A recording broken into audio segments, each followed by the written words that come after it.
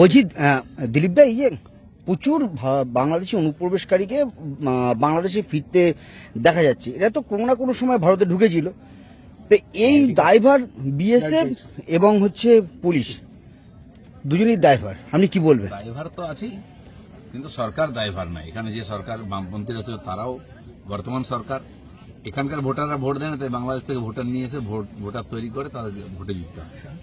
আর যখন থেকে এসআইআর এর নাম শুনেছে অনেকের মা বাপ মরে গেছে, চিৎকার আছে, চেমেছি, কেউ ভয় দেখাচ্ছে। কারণ কি, সারা দেশে তো এসআইআর হচ্ছে, ওখানে কোনো চিন্তা নেই। এখানে নাকি মড়ক লেগেছে, ফটাফট লোক মরে যাচ্ছে এসআইআর এর নাম শুনে, বিএলও নাকি মরে যাচ্ছে। আমি তো বাপের জন্ম শুনি, এর আগে 11 বার এসআইআর হয়েছে, কটা লোক মারা গেছে। তা করে ভয় দেখিয়ে ধমকে হলো না, এখন আবার নির্বাচন কমিশনকে মুখ্যমন্ত্রী চিঠি লিখেছেন যে বন্ধ করুন। কোথায় বলছে চাষ হচ্ছে, এখানে কোথায় ধান চাষ হচ্ছে, তো বাহানা দিয়ে বন্ধ করার চেষ্টা, মনে হচ্ছে ওদের চাষবাস বন্ধ হয়ে যাবে। সেই জন্য এটা রাষ্ট্রের স্বার্থে সাংবিধানিক অনুযায়ী হচ্ছে। 1911 সালে ব্রিটিশরাও এসআইআর করেছিল, বিশেষ সব দেশে এরকম হয়, তাই এবারে কড়াকড়ি ভাবে করা হচ্ছে।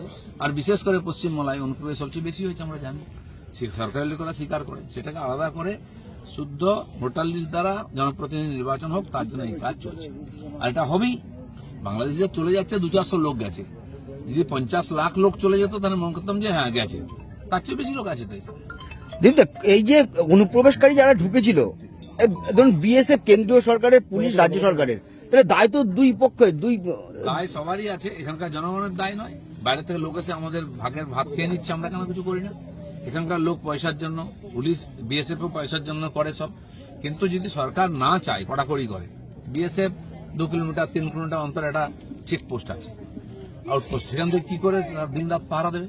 বর্ডারে কাঁটাতার লাগাতে দেননি, বুদ্ধদেব বাবুরাও, জ্যোতিবাবুরাও দেননি, মমতা ব্যানার্জিও দেননি। এখন হচ্ছে, এখনো 200-400 কিলোমিটার এখনো বাকি আছে, হয়ে যাবে। তো এটা দেরি হচ্ছে কেন? এর মধ্যে সরকার চাইছে বিদেশিরা আসুক। তো সরকার যদি চায় তাহলে কে আটকাতে পারে? এবার আটকাবেই।